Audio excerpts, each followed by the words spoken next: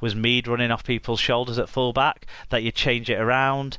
And if anything, Tierney's game's probably more suited to slotting in at centre than the other way around. Of the two of them, or another option. But if you were gonna stick with that at your side, you'd probably put it the other way around. But who am I to question the man that selected Brett Ferris at hooker? I would sooner see Samisoni Lange go into the centres.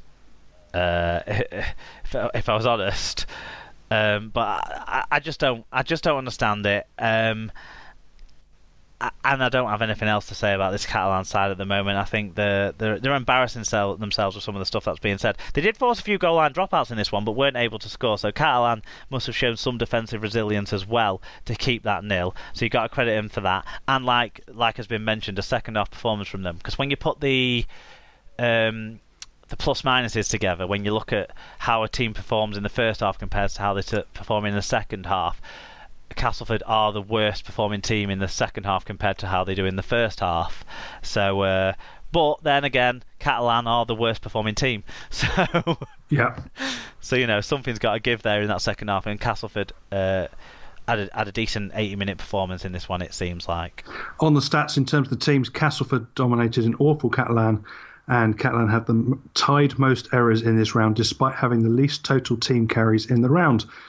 They were under 900 They went under 900 metres and had worst per carry average, 5.6 metres per carry of any team's performance so far this year. Cas made over 500 metres more than their visitors, had 10 breaks to free, and almost a 5% better team tackle success in a very comprehensive win. Yeah, individually, Michael Shenton had a try assist, 125 metres. Mike McMeekin had 5 tackleballs, 149 metres. Liam Watts, 113 metres. Jake Truman at fullback, growing into that role. A try assist and 111 metres for him. Scratching their way into the stats roundup for the Catalan Dragons was Ben Garcia, who was probably their best on park from what I've read, 101 metres for him. Jason Battieri in the starting lineup, 44 tackles, but obviously they missed Greg Bird. As you would do, one. Yeah. We were talking about St. Helens missing Roby. I mean, St. Helens are a side littered with quality, playing good form, so they might cope a little bit better, even though they lost narrowly.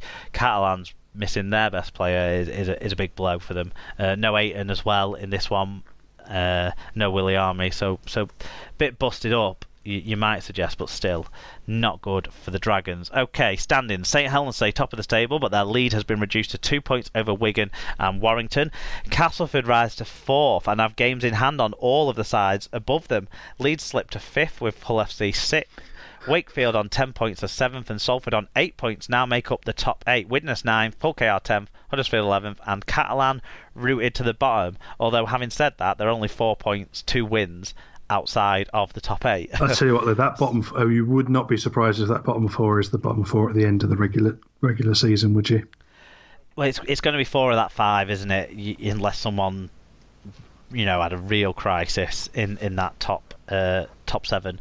For the second round in a row, this week we saw the most carries and most metres made of any completed round so far this year, Tim. We also saw the joint most penalties given with 109, so 18 per game on average. So the men with a whistle were busy across the M62 this week. Prediction Super Rude Dream Team results. I went 4 out of 6 last week, but so did your team co-host. Your contributor last week, Lee. 4 out of 6 for him, so it's 30 for me out of the season so far. 31 for you guys. You still take the lead there. In the Super Brew, Joe Kirk is wearing the yellow cap this week. It's a new name on me. So any relation to Ian? Do you think? Spelt differently. So that would be probably not then. There we go. Yep. Maybe captain. Yeah. I'm not sure, but but Joe, get in touch. Tell us more about yourself, because it's good to have a new name pop up in the Super Brew. But it's John Short who stays top after the full round. Real Dad Tom briefly sat in the top spot during the weekend, but knocked off by the end of things. So momentary glory there for your old Super League pod co-host.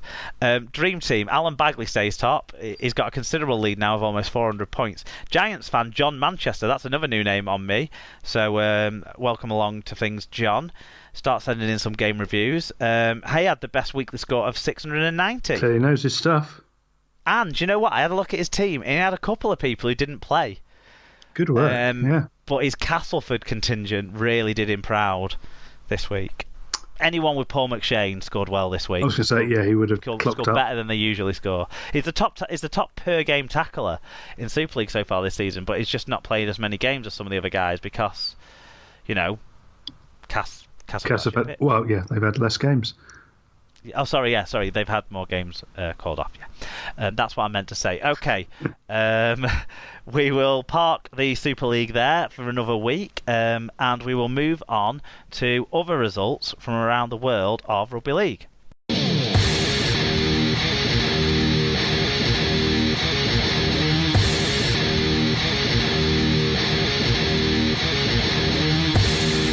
Other results now, sponsored by Master of Shaves. They're a small family-run business that sells high-quality traditional wet shaving products to Dan Sargentson and anyone who wants to go and use their services. Greg Bird.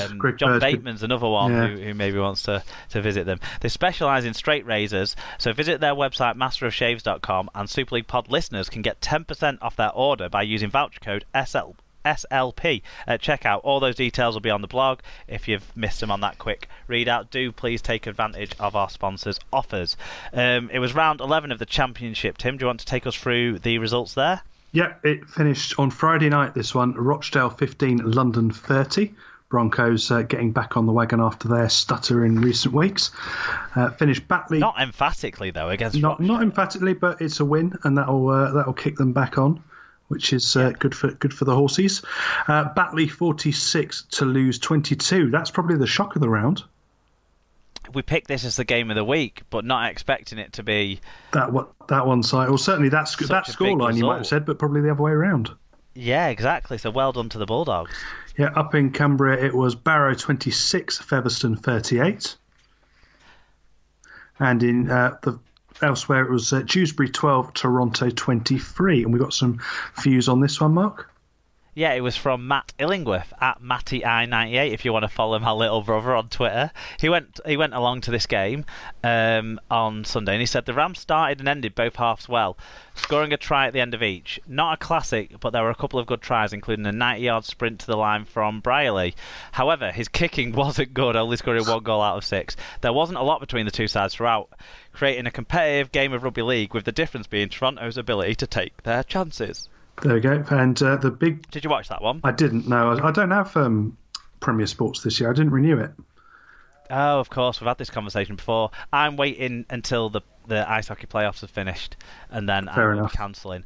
But this was one of... I watched about 10 games, part or all of about 10 games this weekend. But this was the one that I watched whilst watching Coventry against the Bulls, and whilst doing some and the first half of the Bulls ladies game, and whilst doing some house stuff. So Matt's review there is more comprehensive than I would have been able to be. It looked a bit grotty conditions, I would say. Toronto's class told in the end. There we go. Elsewhere it finished Sheffield 20, Lee 72. It was Leeds put 50 points up in the first half of this game. Yeah, their first 2 tries coming either side of half time, so just at the end of the first half and then into the second half that Sheffield scored. So that was quite emphatic victory for Lee. Yeah. There, Halifax 18, Swinton 12 in the closest game of the round and the final one there. Well, Swinton led all the way until the last 3 minutes. So heartbreak for the Lions there in a tough effort away from home at one of the higher ranked sides. Toronto stay top though on 19 points. Featherstone are a point back. Toulouse are 2 points back, and London make up the top 4 points back. Halifax and Lee, they sit 2 points outside the top 4. Batley are a further 2 points back from them. Dewsbury, Barrow, Sheffield, Rochdale and Swinton make up the rest of the table. Do you want to move into League One, where it was round 7 this week, Tim? Yep, so as we alluded to earlier in the show, it was Bradford 52, Coventry 6. And rarity for a League One game. We both watched this one, thanks to the excellent stream from Proper Sport. So what did you make of this one? Well, I just thought that Bradford... I thought that Bradford made so many errors. It could have been a much higher scoreline. Coventry were resolute in defending their line. There was a breakaway right near the very end, and I think in the end a try was scored. But Coventry all chased back, fought really hard, even though the game was completely gone. So I think there's good signs for the for kind of like the attitude of the Coventry lads. Jason Bradford really Bass should have scored a lot more points in this one. Jason Bass at fullback again showing his class and his covering in defence, because often when they do break the line, the amount of times he then mops up and comes in, he really is a solid unit in defence. I thought generally the middle worked really well, and I thought that which has been lacking a couple of games where we've sort of let a few soft people come through, certainly moving Chris Vitellini up from loose forward up into the props, that really kicked on. I thought he did very well. Sort of there's a little bit, some of the play was a little bit naive possibly against Bradford from some of the younger players, but to be fair, I think everybody was expecting this as probably a much higher score, and as you say, had Bradford made a few less errors, it probably would have been. But I think some of those errors were forced, though, to credit the Bears. Yeah, but again, I think it was another sort of strong showing, really, for a lot of it from Coventry. But as Tom Sang said in his post-match comps, he wasn't happy with the way they'd acquitted themselves, and I think that bodes well for the Cup game up at Widnes this week, that they will be looking to improve on that performance and go again. So I'm confident that they will, and once they get into some more room, I think some results will come, and I still predict that will shock a couple of teams throughout the season. So I wouldn't hold it all as being all one-way traffic for the rest of the year. Fair enough. It's elsewhere. It also finished North Wales 10, Newcastle 13. We had some feedback on this one. Yeah, our friend Mark Butler, our Wrexham correspondent, said, a filthy afternoon in Wrexham with visitors, Newcastle deservedly taking the spoils. They were excellent in the first half, exploiting Crusaders' mistakes with aplomb, and when under pressure made sure nothing was given away cheaply. A second half response was a tough ask. Crusaders started positively, but this fizzled out and Newcastle saw the game out with ease.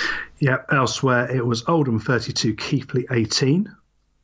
The Hemel defence has improved. It was Doncaster 60, Hemel 0.